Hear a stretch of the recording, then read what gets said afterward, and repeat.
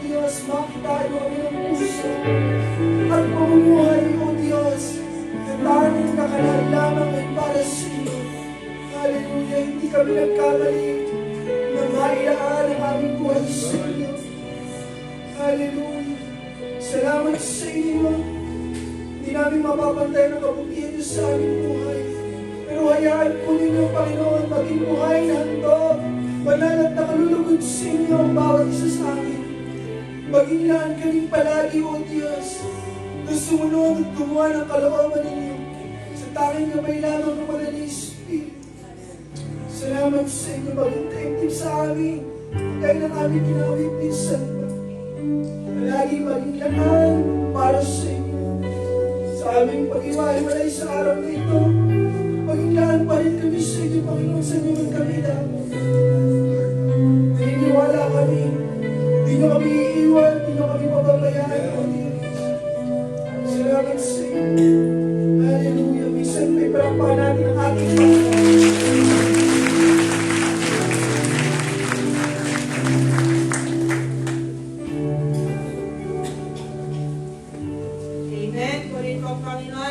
Diyos natin ay mabuti.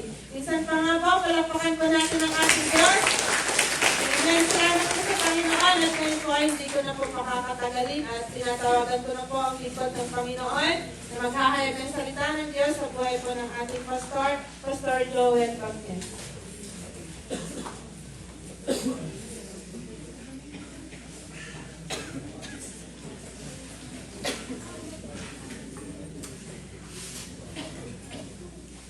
Salamat po sa Panginoon.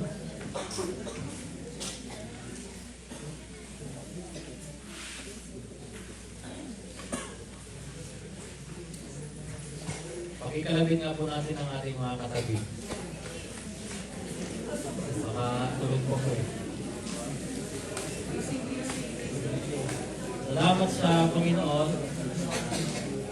Kung tayo po ay may Biblia, buksan po natin ang ating Biblia sa Mark chapter 4.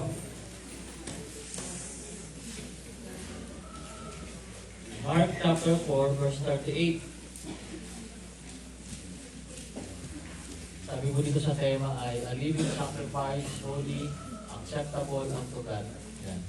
Purihin ng Panginoon, mula dyan ay kunin natin yung ating pag-aaralan ngayong umaga sa Mark chapter 4 verse 38. Sige nga po tayo lahat ay tumayo.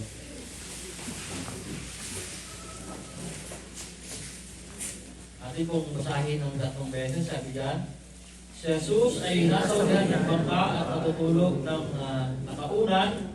Inising siya ng mga tagasunod niya. Guro, nalulunod na tayo. Baliwala lang ba ito sa inyo? Sa po, si Jesus ay nasa ulihan ng bangka at natutulog ng nakaunan. Inising siya ng mga tagasunod niya. Guro, nalulunod na tayo. Baliwala lang ba ito sa inyo? Sa last po, sige po. Si Jesus ay nasa ulihan ng bangka at natutulog ng nakaunan. Inising siya ng mga tagasunod niya. Guro, nalulunod na tayo. Baliwala lang ba ito? Tayo ay manalangin. Ama, sa pangalan ng Panginoong Jesus, kami po ay lubos na nagpapasalamat sa umagang ito. Dahil biyaya po na muli ay nagkaroon kami ng pagkakataon na masilayan ang ganda ng inyong nilikha sa mundong ito. Kayo po ang patuloy na tumulong sa amin at magbigay ng kakayanan sa pag-aaral na ito. At sa devotion ito ay patuloy namin maunawaan at makita kung ano ang nais ninyong gawin sa aming mga buhay. Salamat po sa pangalan ni Jesus. Amen. Salamat sa Panginoon. Kaya pinagigising ko po ang bawat isa. Dahil ang ating binasa ay natutulog. Baka po kasi may tulog. Purihin ng Panginoon at salamat sa Diyos, tayo ay nagkaroon muli ng pagkakataon ngayong umaga para sa kanyang sa pag-aaral na ito. Makikita po natin sa Mark chapter 4 ay nasa paglalakbay ang Panginoong Jesus kasama ang mga alagad. Amen. Kung ating pong babasahin sa 35 ay sabi dyan, kinagabihan, sinabi ni Jesus sa mga tagasunod niya, tumawid tayo sa kabila ng lawa. No? At kung meron pa po tayong dapat na makita sa pagkakataong ito ay makikita din po natin dyan na habang sila ay naglalakbay, ay ang kanilang bangka ay hinahampas ng malaking alon. No? At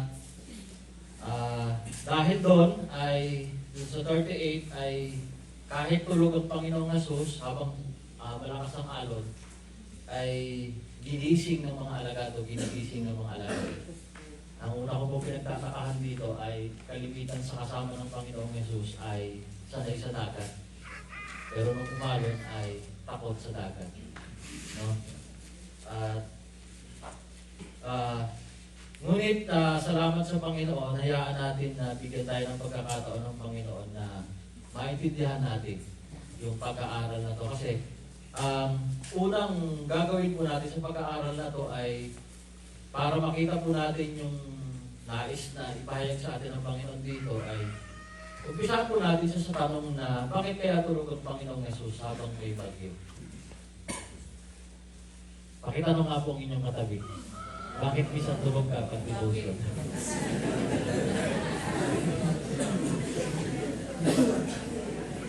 Ngayon ang Panginoon. Dito po sa pag-aaral natin ay ang Panginoong Jesus ang tulog.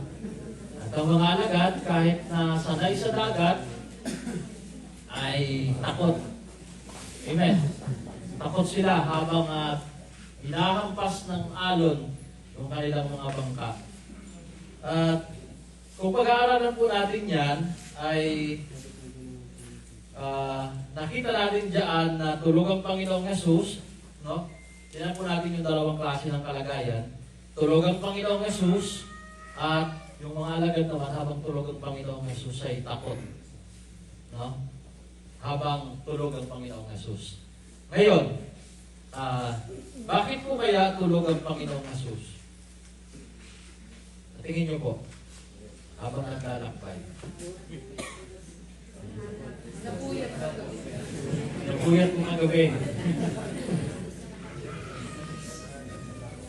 Napuyat mo kagabi dahil marami pong best actor at best actress. Purihin ang Panginoon. Tingnan po natin kung bakit tulog ang Panginoong Jesus. Una, kung mapapansin natin yung mga alagad ay takot. Dahil inahampas na ng malalaking alon yung kanilang bangka. Na kahit na sila ay mangingisda ay takot. Hindi ko lang po alam kung na-experience niyo kung sumakay ng bangka o barko ng may malakas na alon. Ako po kahit na ako ay madalas na tumatawid papuntang Mindoro sa barko, pero nung minsan nagkaroon ng pagkakataon na tumawid ako ng may malakas na alon, ay iba rin po ang aking ginawa. Dahil sa lakas ng alon. Right, ay sa pagkakataong ito, yung naranasan ng mga alagad ay iba sa mga karanasan nila sa paglalakbay sa dagat.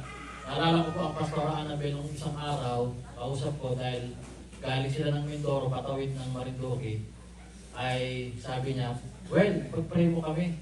Bakit? Malakas ang alon. Sabi naman ni Pastor Joseph, kaya lang malakas ang alon niya dahil nasa bangka ka. Pero kapag nasa barko ka, kalmado lang yan. Natatakot. Dahil siyempre nga po, pag nakabangka ka, wala na. Pagka-konting alon lang na ganyan ay parang malaki. At talagang kapag nandoon po tayo sa isang sitwasyon na yun na hindi naman natin na-experience yung alon ay talagang matatakot po tayo at hindi natin kakayanin, no? At kung sino-sino tatawagin natin. No? Ganun pa man ay mapapansin natin dito yung dalawang klase ng meron ng mga lingkod ng Diyos, ang mga alagad at ang Panginoong Jesus. At kung mapapansin natin, yung mga alagad ay takot. Amen? Amen. Ang Panginoong Jesus naman ay tulog na tulog. Pakitingin nga ulit. Yeah. Gising. Okay. Ngayon, ay sa dalawang mga lingkod ng Diyos na meron dito, ay kung mapapansin natin, ay yung kanilang sitwasyon ay iisa. Yung mga alagad ay nasa bangka, ang Panginoong Jesus ay nasa bangka, at marahil ay yung mga alagad, naisip nila na parang huli na yata itong paglalakbay na to. Kaya natakot sila dahil kakaiba yung kanilang karanasan. Ngayon, kung ating papansinin, bakit nga ba tulog ang Panginoong Jesus? Balik tayo doon. Bakit nga ba tulog ang Panginoong Jesus sa ganong sitwasyon? Na kung para sa mga alagad ay takot na sila, kaya nga ginigising nila ang Panginoong Jesus eh. Dahil alam nila, ang pag-asa nila ay ang Panginoong Jesus. Pag nagising ang Panginoong Jesus, may solusyon. Amen. Sa ganong sitwasyon. At sa ganong sitwasyon ay, kaya ginising na rin nila ang Panginoong Jesus, alam din nila na siya lang ang makakatugon o magkakaroon o nakakaisip ng solusyon na pwedeng gawin sa ganong pagkakataon. Amen. Kaya, bakit nga ba tulog ang Panginoong Jesus? Pakitanong sa inyong katabi. Bakit nga ba tulog ang Panginoong Jesus? Nung atin kong pinag-aralan ito, ay lagi ko pong tinatanong sa aking sarili ito. Bakit nga ba tulog ang Panginoong Jesus ng pagkakataong yun? Na gayon yung mga alagad na kahit na professional sa paglalakbay, pero nung maranasan nila yung paglalakbay na yon, ay talagang tinawag nila at ginising nila ang Panginoong Jesus. Amen? Talagang kahit na maistorbo pang Panginoong Jesus sa kanyang pagpapahinga. Kaya unang dahilan ay kung bakit nagpapahinga ang Panginoong Jesus ay marahil ay pagod sa maghapong pangangaral niya. Ngayon, kung gigisingin mo ang iyong pastor, halimbawa, dahil pagod mag-preach, ay parang mahirap yata doon sa simpleng pagkakataon na yun. Amen? Pwedeng sabihin sa kanila ng Panginoong Jesus ay, mga sanay kayo. Ikaw, Pedro, mangingisda ka. Hindi mo alam yung solusyon. Amen? Pero sa ganitong pagkakataon, nung ating inaral po ito, ay nakita po natin, tulad ng Panginoong Jesus, bakit siya tulog? Kasi alam niya, sa paraan na yon ay hindi siya maaaring mamatay. Kung maaaring malubog man ang barko, ang bangka na kanilang sinasakyan dahil sa bagyong yun, ay alam niya, ang kalooban ng Ama sa kanya ay hindi sa ganung pagkakataon pwede siyang mamatay. Amen? So, ibig sabihin, makikita natin dito na ang Panginoong Jesus ay alam niya yung kalooban ng Ama sa kanya. At yung pangalawang mga lingkod ng Diyos, katulad ng mga alagad, marahil ay, kaya takot sila ay, hindi kasi nila alam kung ano talaga yung God's will sa kanila ng Panginoon. Tandaan po natin, simulan po ako dito, pagka tayo ay takot, ay we lose our direction, we lose our goal, or we lose our focus. Pagka hindi natin alam yung God's will ng Panginoon sa atin, yung kalooban ng Panginoon, nawawala tayo at kinakain po tayo ng takot, nawawala po tayo sa direksyon. Amen? Nawawalan tayo ng direksyon, nawawalan tayo ng goal, nawawalan tayo ng focus. Pero dahil ang Panginoong Jesus ay alam niya na hindi siya maaaring mamatay o hindi yun ang kalooban ng Panginoon na mamatay siya sa bagyong yun. Relax lang siya, payapa siya. Amen? Kung mapapansin mo natin sa Mateo 3 verse 15. Sige po, tingnan po natin. 3 verse 15. Sabi diyan, pero sumagot si Jesus, hayaan mong mangyari ito ngayon. Dahil ito ang nararapat natin gawin upang matupad ang kalooban ng Diyos. Simula pa lang nung nandito ang Panginoong Jesus nung mag-umpisa sa ministeryo, ay alam niya kung ano ang kalooban sa kanya ng Ama. At kahit ano man ang dumaan sa kanyang bagyo man ito sa paglalakbay sa dagat, o anumang sakuna ang pwede niyang maranasan, ay payapa rin siya. Bakit? Alam niya kung ano yung kalooban ng Panginoon sa kanya. Kaya nga, ang mensahe ng Panginoon sa atin ngayong umaga ay, yung kalooban ng Diyos ay dapat alam natin sa ating buhay. Tayo mga nandito sa lugar na ito, ay mahalaga na habang tayo naglilingkod sa Panginoon, ay alam natin ang kalooban ng Panginoon. Kasi kung hindi natin alam ang kalooban ng Panginoon, tulad ng mga alagad, nawawalan sila ng direksyon, at nawawala sila sa goal nila at focus. At dahil doon, ay kung ano-ano na lang ang kanilang paraan na ginagawa. Maging ang Panginoong Jesus ay nasa panahon ng pagpapahinga ay ginising nila.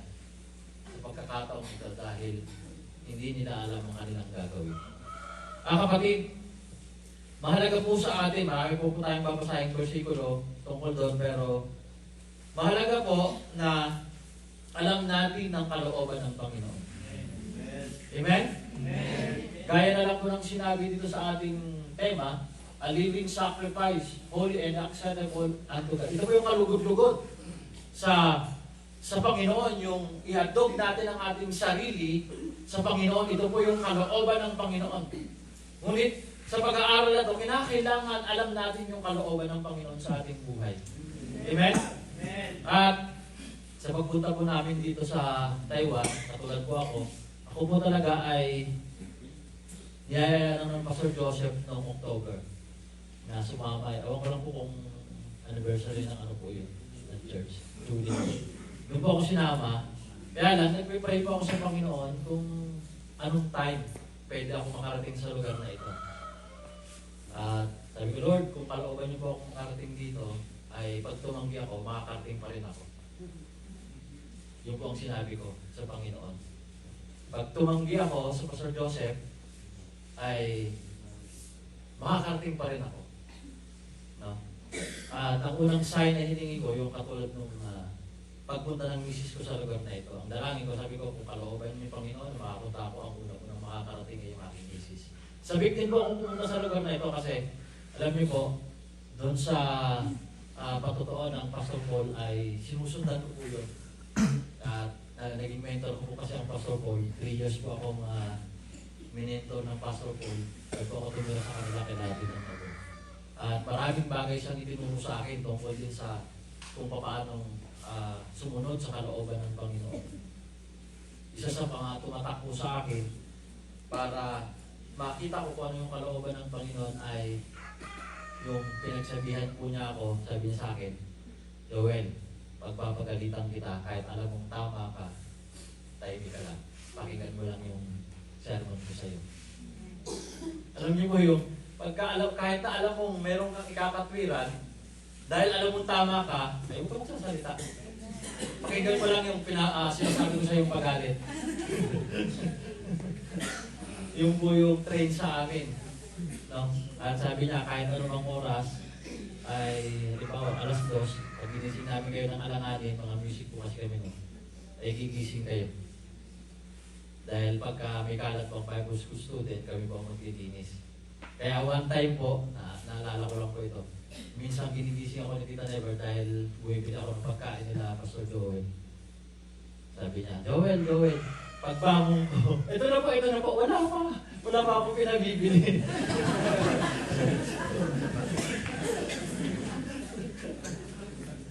Sa pagod.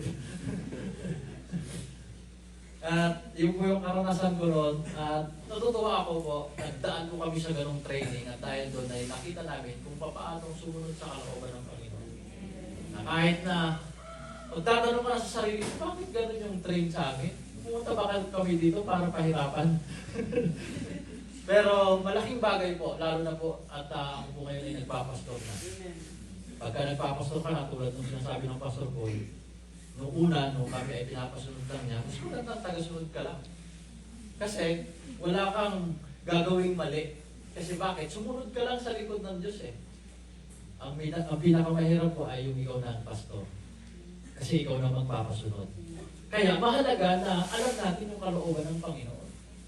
Amen? Magpapasunod ka, tapos sasabihin mo yung gagawin ng mga manggagawa mo, tapos hindi mo naman alam yung kalooban ng Panginoon, yun po ang pinakamahirap. Amen? Amen? Kaya, nung pagpunta ko po dito, madalit salita ay tumanggi na po ako kay Pastor Joseph, at pagtanggi ko po, ang niyaya ko yung misis ko. At kahit po nagka-bagyo-bagyo, no? Sabi ko nga sa Panginoon ay talaga hindi nyo rin po ako kalooban makarating kasi pinipigilan yung asawa ko ng bagyo. Pero kahit na may bagyo po ay nakarating pa rin po yung asawa ko sa lugar na ito. At nakita ko po yung kalooban ng Panginoon na itong panahon na ito talagang dapat akong sumama. Tulad ng Pastor Joseph ay kinakailangan niya po ng alalay. Dahil talagang nakita po namin mula nung sa rasak na hindi siya makabangon. Parang gusto na po namin siyang dalhin sa ospital yung time na yon na siya ay talagang inaatake ng kirot sa kanyang mga paa. At purihin ng Panginoon. At dahil doon ay nagawa po natin yung gusto ng Panginoon. Amen? Tulad ng Panginoong Jesus, dahil alam niya yung kalooban ng Panginoon, sa gitna ng bagyo, payapa lang siya. Marami po tayong magdadaanan sa paglilingkod sa Panginoon, pero magdudulot lang po sa atin ng kapayapaan ay yung alam natin yung kalooban ng Panginoon. Amen? Kung alam natin yung kalooban ng Panginoon, na kahit na parang di pa karaniwan yung ating nararanasan sa paglalakbay natin sa paglilingkod sa Diyos, ay magiging payapa lang po tayo. Bakit? Alam natin kung ano yung kalooban ng Panginoon sa atin. Amen? At may ilang mga bagay pa akong sasabihin sa inyo sa buhay natin kung ano ba ang pwedeng mangyari sa atin kung alam natin yung kalooban ng Panginoon sa buhay natin, katulad ng Panginoong Jesus. Nung alam niya ang nung nagkaroon siya ng kaalaman tungkol sa kalooban ng Ama sa kanya, ito po yung kanyang karanasan. Una, knowing God's will leads to greater knowledge about faith. Tandaan po natin, yung pagkaalam natin sa kalooban ng Diyos sa buhay natin, ito po ay nagbibigay sa atin ng kaalaman o karunungan tungkol sa pananampalataya. Sa John chapter 7, verse 17.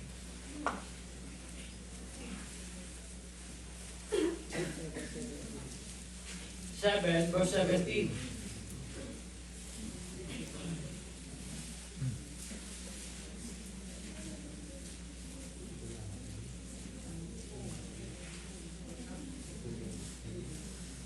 Malalaman ng sino mang gustong sumunod sa kalooban ng Diyos kung anong itinuturo ko'y galing nga sa Diyos o sa akin lang. Amen? Malalaman natin, magkakaroon tayo ng karunungan, no? Ng mas malawak pa, o ng dakilang karunungan, mas malawak pa na karunungan, o ng kaalaman, sa katotohanan. Amen? Yung kalooban ng Diyos, yung pagkakaroon natin ng kaalaman sa kalooban ng Diyos sa buhay natin, ito ay magbibigay sa atin ng kakayanan para maintindihan natin ang bawat katotohanan. Amen? Amen. Yung mga hakbang na tama sa harapan ng Panginoon, nang naaayon sa Kanyang gusto, ay mahahakbangan natin yon. At yun po ang pinakang mahalaga. Wala na pong ibang sasaya sa buhay na ito kapag ginagawa po natin yung kalooban ng Panginoon. Na kahit na mayroong pagkakataon na parang nakikita natin parang yung paglilingkod natin ay maraming pinagdadaanan, pero dahil alam mo na yun ang kalooban ng Panginoon sa iyo, masaya ka pa rin. Amen? Pangalawa, knowing God's will leads to open the door to God hearing us. Ito po ay nagbibigay sa atin, nag-lead sa atin para tayo ay mapakinggan ng Diyos. No, sa John 9, verse 31. Alam natin hindi pinakikinggan ng Diyos sa mga makasalanan. Pero ang sino mong may takot sa Diyos at gumagawa ng kanyang kalooban ay pinakikinggan niya.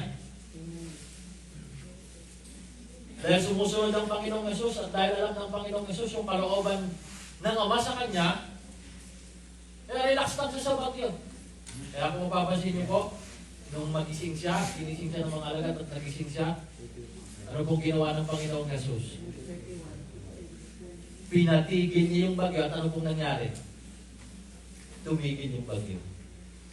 Amen? Kaya, knowing God's will leads to open the door to God's hearing us. Kaya napakahalaga na sumusunod tayo sa kalooban ng Diyos. Napakahalaga na alam natin yung kalooban ng Panginoon. Bakit? Ito po yung mag-lead sa atin para tayo ay mapakinggan sa mga prayer natin sa Panginoon. Amen? Amen. Pangatlo ay knowing God's will develops a closer relationship with God. Pagka alam natin yung kalooban ng Diyos sa atin, lalo tayong nagkakaroon ng closeness sa Diyos.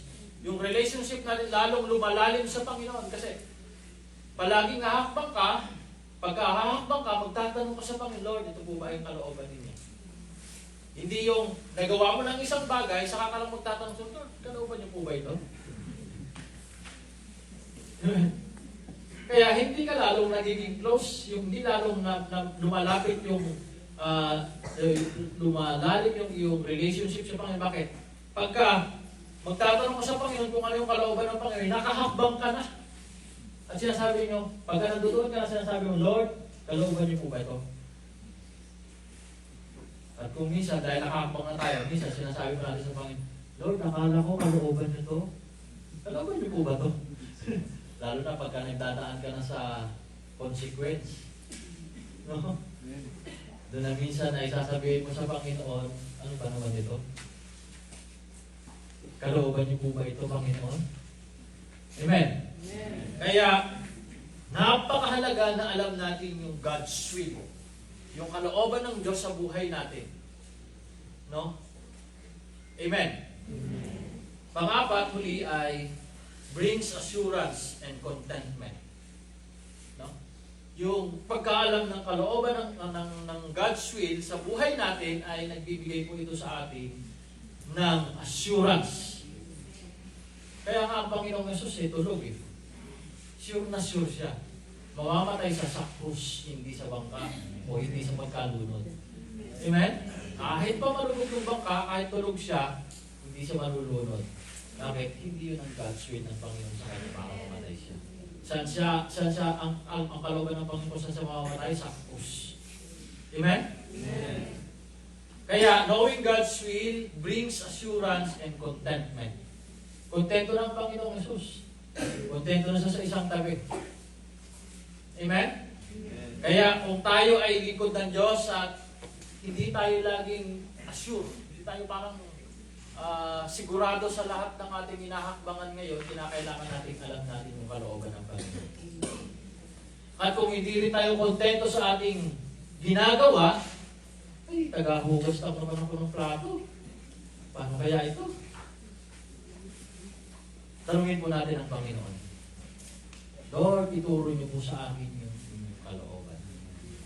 Amen? Amen. Kaya, purihin ng Panginoon, tandaan po natin, kinakailangan alam natin kung ano yung kalooban ng Diyos sa buhay natin. Para magkaroon tayo ng kapayapaan at hindi lang yon, malaman natin ang katotohanan at magkaroon din tayo ng pagkakataon na patuloy tayong mapakinggan ng Panginoon na may magbukas na pinto sa atin para sa pakikinig ng Panginoon sa ating ikikwento sa Kanya at magkaroon pa tayo ng mas malalim pa na relationship sa Kanya at uli ay magkaroon tayo ng assurance at contentment. Sa conclusion po, kaya dapat ay we should be highly motivated to know and do God's will. Kailangan ay talagang alam natin yung kalooban ng Diyos sa ating buhay. O kailangan ay talagang matutunan natin yan na palaging sumunod sa kalooban ng Diyos. At tandaan nyo po, sa pagsunod sa kalooban ng Diyos ay marami tayong magagawa na talagang dakilang bagay na pinagagawa ng Panginoon. Amen? Amen. Amen. Amen. At meron lang po akong sinulat dito na isang paalala. Kung hindi naman po natin magawa sa buhay natin kung ano yung kalooban ng Panginoon sa atin, ay meron pong consequence yan. Luke 12:47. Kaya talagang kailangan ma-motivate tayo doon sa pagsunod sa kalooban ng Panginoon. Luke 12:47. Kung hindi mo alam kung anong kalooban ng Panginoon, ay matuto ka lang unang sumunod sa mga lingkod ng Diyos. Habang inaalam pa kung paano sundin ang kalooban ng Panginoon. Kasi bakit? May mga consequence po yan. Isa lang pong ibibigay ko sa inyo sa Luke 12:47. Ang aliping nakakaalam ng kagustuhan ng amo niya, ngunit hindi naghahanda at hindi gumagawa ng kanyang tungkulin, ay tatanggap ng mabigat na parusa. Kaya tama yung sinabi ng Pastor Paul mas maganda yung sumusunod ka lang kaysa yung nagpapasunod ka. Napakalaki po ng responsibilidad sa mga likod ng Diyos na meron na pinagagawa ang Panginoon. Lalo na po kung hindi kalooban ng Diyos yung kanyang pinagawa sa kanyang mga lingkod ng Diyos. Bakit po? May kaakibat na consequence po kung hindi kalooban ng Diyos yung kanyang pinagawa. Kaya, mga kapatid, tulad ng Panginoong Jesus, huwag po tayo maging tulad ng mga alagad na hindi alam yung kalooban ng Panginoon. Ang dapat tayo maging tulad tayo ng Panginoong Jesus. Maging masanay tayo na ang susundin natin na yung kalooban ng Diyos sa buhay natin. Bawat takbang, tanong sa Panginoon, Lord, ito po ba yung kalugod-lugod sa inyo? Kaya nga po itong tema, instruction sa atin to. Living sacrifice. Yung banal at kalugod-lugod na handog. No? Ihandog po natin yung ating sarili na banal at kalugod-lugod. Instruction po yun ng Panginoon sa atin bilang mga lingkod ng Diyos. Kasi kapag inihandog natin yung ating sarili sa Kanya na banal at kalugod-lugod sa Panginoon, yun po yung kalugod-lugod sa Kanya. Yun po yung gusto niya. At dahil yun ang gusto niya, nandoon tayo sa kalooban ng Panginoon. Amen? Kaya purihin ng Panginoon. Napakaganda po nung kinanta natin kanina. Saan po yung kinanta kanina? Yeah. Marahil lahat po sa atin ay nagdaan sa ganitong pagkakataon na makilala natin ang Diyos. Buhay natin ay nagbago at ginawang karapat dapat ang isang katulad natin. Kaya, mga pangarap natin ay hindi mo masunod na ang kalooban ng Diyos. Tandaan niyo po, kung dahil sa pagsunod sa kalooban ng Diyos ay nilimot natin yung ating mga pangarap, hindi po tayo. Mga kapatid, tulad niyo po, ako po ay may pangarap din sa aking sarili nung ako ay nagpasya na mag-inom sa Panginoon. Nalala ko po nung dinala po ako ng aking tatay, pastor ko po yun, sa sentro. Doon nga po ako tumira kala Tita Dever. Ay, nung panahon na yon ay may tiling kami ng tatay ko. At tiling namin ay, sige, susunod lang po ako, pero pagtapos nito, mag-aaral ako. Sego lang. Kasi, sa paglilingkod sa Panginoon, lalo na po pagkaanak tayo ng pastor, ay hindi madali. Kasi makikita mo lahat ng pagkakataon at sitwasyon kung ano ang pwedeng maranasan ng mga lingkod ng Diyos. Kaya, nung ako po ay dalhin sa sentro, ay sabi ko sa kanya, itundin natin. Mag-aaral ako, pero pagkatapos nito, pagkatapos ko na kayo, ay mag-aaral na rin ako na gusto ko ulit.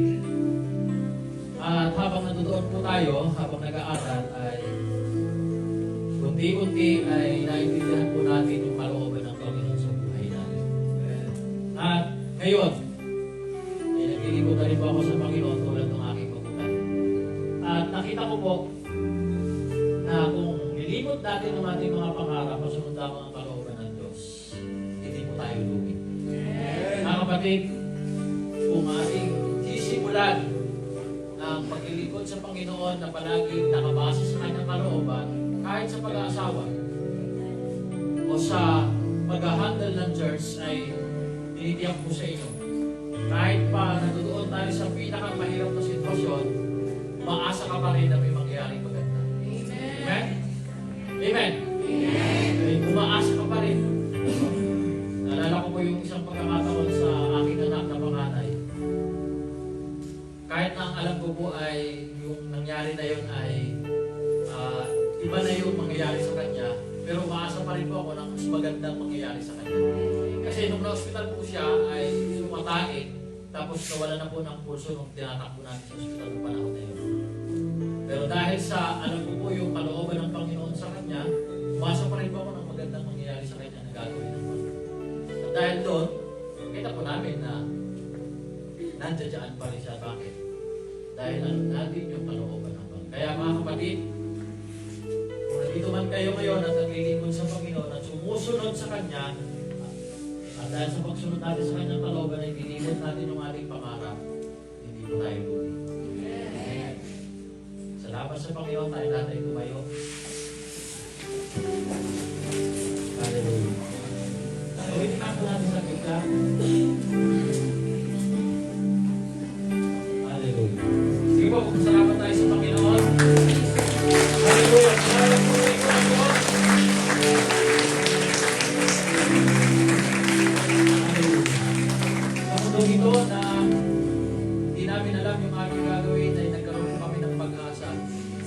dadaan po kayo, O Diyos, para ibigay sa amin at sabihin sa amin kung ano yung kalooban.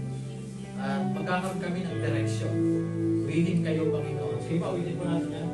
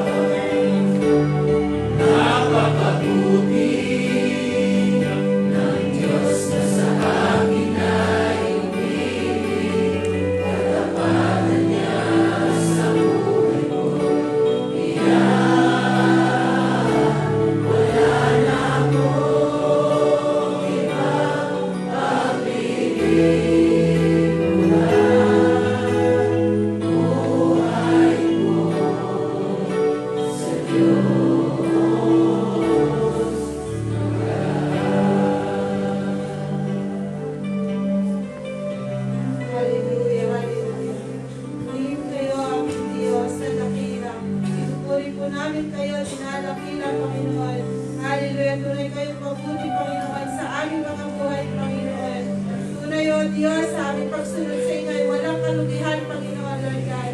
Hallelujah. Kaya salamat po, O Diyos. Minsan pa, ang iyong pinaalalahanan niyo, Panginoon, Lord God. Hallelujah. Hallelujah, Panginoon. Nasundin namin ang kalooban mo, Panginoon, sa aming mga buhay, O Diyos. Nakalan namin, Panginoon, ang kalooban mo sa aming mga buhay, O Diyos. Kaya maraming salamat po, Panginoon, sa patuloy, O Diyos, na pagpapaalala niyo sa aming, Panginoon, at iyong mga salita, Panginoon, paano po kami sumunod sa inyo, dakilang Diyos. Salamat po, Panginoon, sa umagang ito, Panginoon. Patuloy niyo po, Panginoon, pagpalain, Panginoon, ang bawat isa, O Diyos, na nakarinig ng iyong mga salita sa umagang ito, dakilang Diyos. Hallelujah. Hallelujah. Hallelujah. Patuloy po namin kayong pinupuri, Panginoon, sa aming mga buhay, O Diyos. Patuloy po namin kayong itinataas, Panginoon, Lord God. Kaya lamang, O Diyos, ang kaparangalan, Panginoon, sa buhay namin ito, Panginoon, Lord God.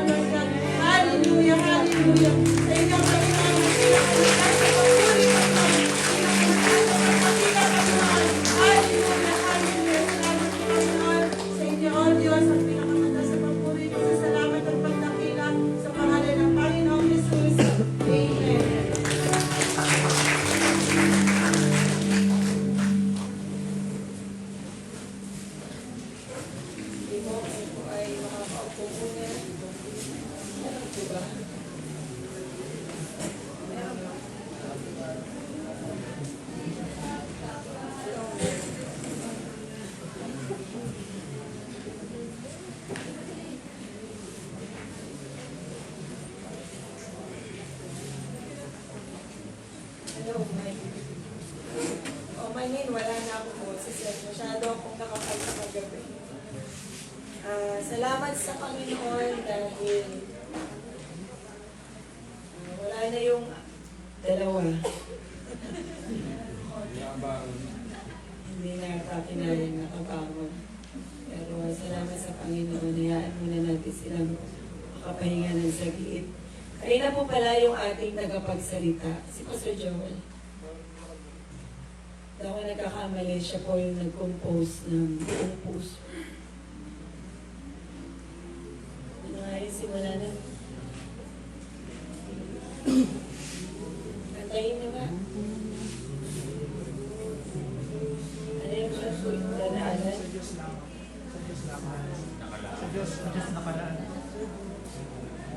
Siya doon sa naturuan ng Pastor Paul na nag-aral sa music at nagpatuloy sa Bible School at ngayon ay nagpapastor. Pamangkin ko siya sa side ng mother side.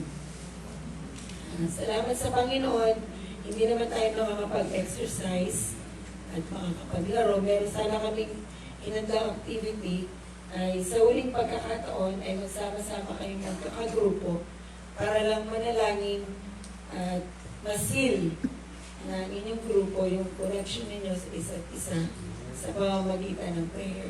At next year po ay iniimbitahan ko na kayong muli. Sama kayo pa na sige po, invite muna tayo sa group.